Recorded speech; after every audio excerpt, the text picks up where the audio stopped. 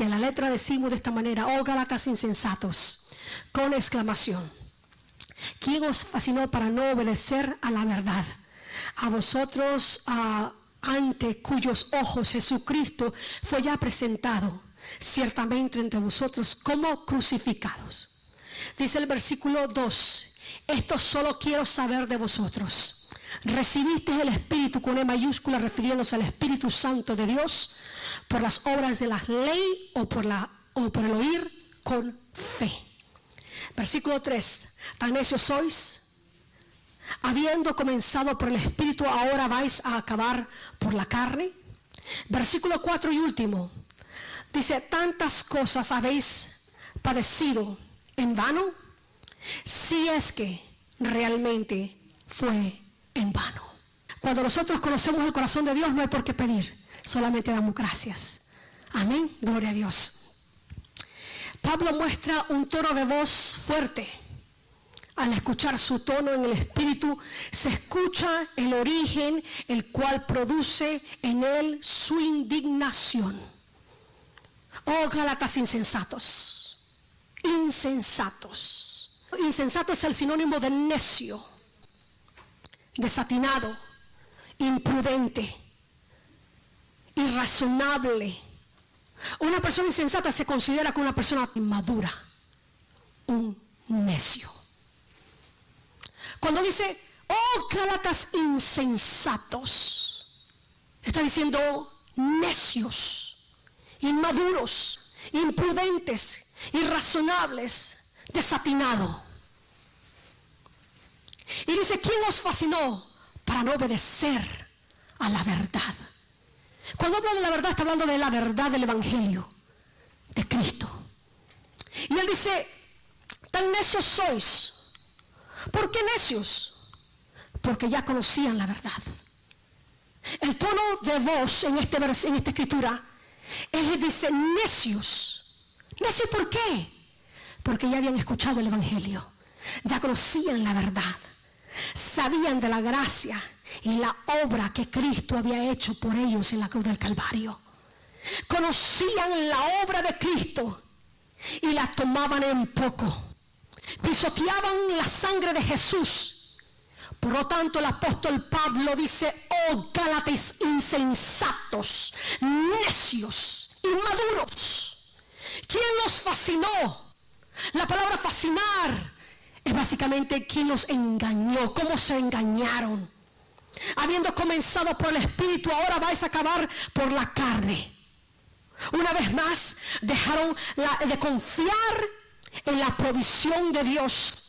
Está hablando de cómo ustedes se dejaron engañar, cómo ustedes no obedecen a la verdad, cómo ustedes no abren su corazón y se dan de una vez por todas cuenta de que Cristo Jesús basta y que su sangre es más que suficiente para vivir una vida perfecta en el Evangelio.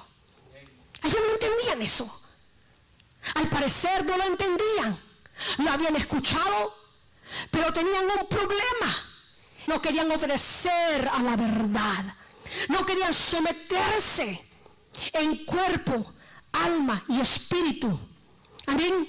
En el corazón, en la mente, en todo su ser. No querían obedecer con todo su ser a la verdad del Evangelio. Dice el versículo, habiendo comenzado por el Espíritu, en otras palabras, comenzaron bien. Escucharon la palabra, recibieron la palabra, se sentaron a escuchar la palabra, la recibieron. Pero luego, dice, van a terminar por la carne. En otras palabras, cerraron su oído a la obra de Cristo y se vieron a sí mismos. Y cuando el hombre se mira a sí mismo, no mirará a Jesús, sino que verá sus capacidades, sus fuerzas, sus habilidades, lo que yo puedo alcanzar. Oh, yo soy bueno. Esto es la necedad de la iglesia en Galacia, de que ellos conocían la verdad. Y el apóstol le dice, ustedes comenzaron bien, comenzaron por el Espíritu. ¿Por qué no confían totalmente en Jesús para su salvación?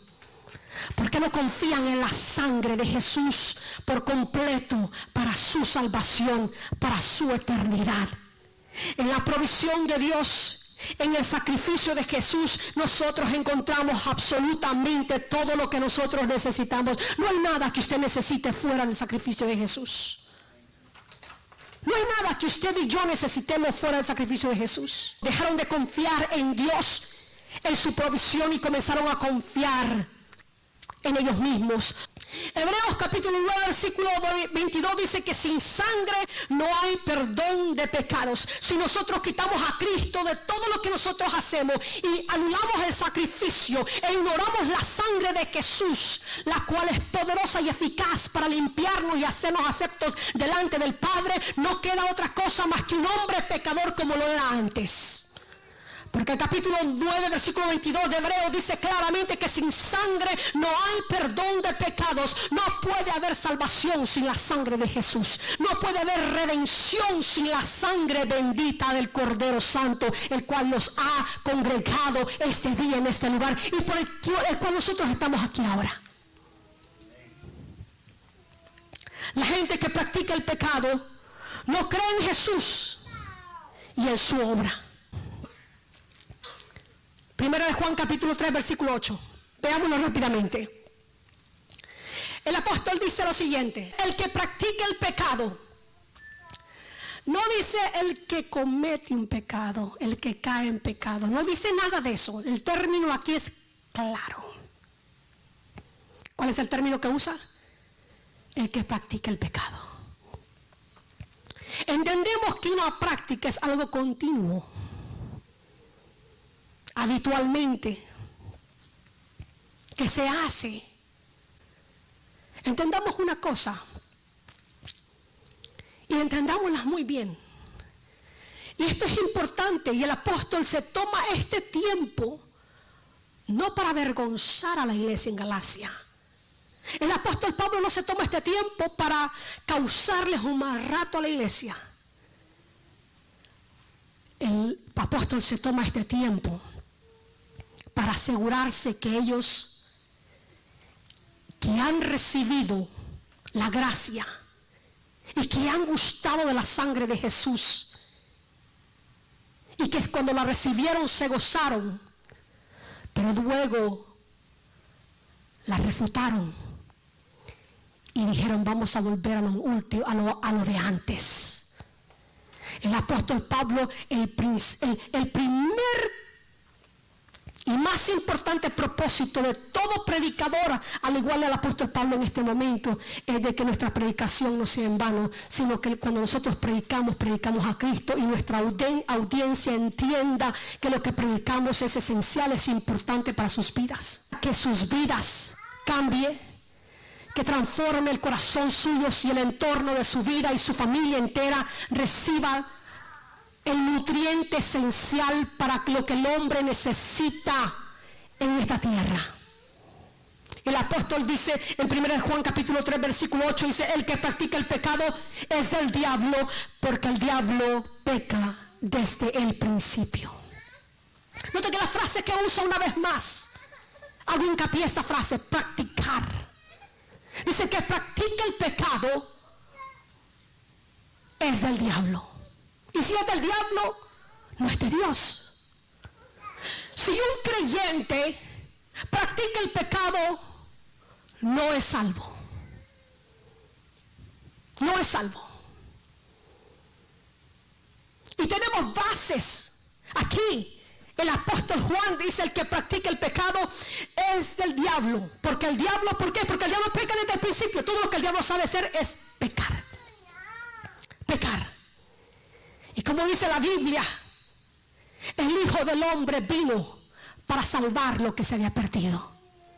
Y la palabra salvar aquí significa en su totalidad una transformación, un nacimiento de nuevo, una nueva naturaleza, de la vieja a la nueva, donde el hombre nuevo nacido de Dios no practica el pecado, porque no es más del diablo sino que de Dios. Y si él vino para deshacer las obras del diablo, la iglesia, el creyente nacido de nuevo, no tiene nada que ver con el pecado. Nada que ver con el pecado.